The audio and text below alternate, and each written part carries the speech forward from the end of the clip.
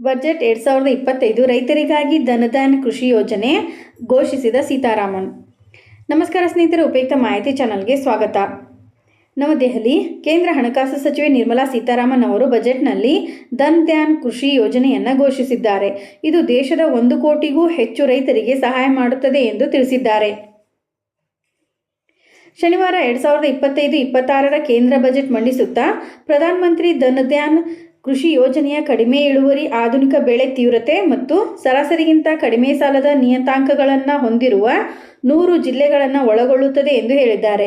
ನಮ್ಮ ಸರ್ಕಾರವು ರಾಜ್ಯಗಳ ಸಹಭಾಗಿತ್ವದಲ್ಲಿ ಪ್ರಧಾನಮಂತ್ರಿ ಧನ್ ಕೃಷಿ ಯೋಜನೆಯನ್ನು ಕೈಗೊಳ್ಳಲಿದೆ. ಅಸ್ತಿತ್ವದಲ್ಲಿರುವ ಯೋಜನೆಗಳು ಮತ್ತು ವಿಶೇಷ ಕ್ರಮಗಳ ಒಮ್ಮುಖದ ಮೂಲಕ ಈ ಕಾರ್ಯಕ್ರಮವು ಕಡಿಮೆ ಉತ್ಪಾದಕತೆ, ಮಧ್ಯಮ ಬೆಳೆ ತೀವ್ರತೆ ಮತ್ತು ಸರಾಸರಿಗಿಂತ ಕಡಿಮೆ ಸಾಲದ ನಿಯತಾಂಕಗಳನ್ನು ಹೊಂದಿರುವ 100 ಜಿಲ್ಲೆಗಳನ್ನು ಒಳಗೊಳ್ಳುತ್ತದೆ.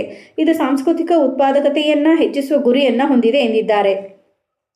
ತರಕಾರಿಗಳು, ಹಣ್ಣುಗಳ ಉತ್ಪಾದನೆಯನ್ನು ಹೆಚ್ಚಿಸಲು ಮತ್ತು ಲಾಭದಾಯಕ ಬೆಲೆಗಳನ್ನು ಒದಗಿಸಲು ಸಮಗ್ರ ಕಾರ್ಯಕ್ರಮವನ್ನು ಪ್ರಾರಂಭಿಸಲಾಗುವುದು ಎಂದು ಬಜೆಟ್ನಲ್ಲಿ ತಿಳಿಸಿದ್ದಾರೆ. ಕೃಷಿಯಿಂದ ಉದ್ಯೋಗ ಸೃಷ್ಟಿಯಾಗಲಿದೆ. ಇದರಿಂದ ವಲಸೆ ತಡೆಯಬಹುದು.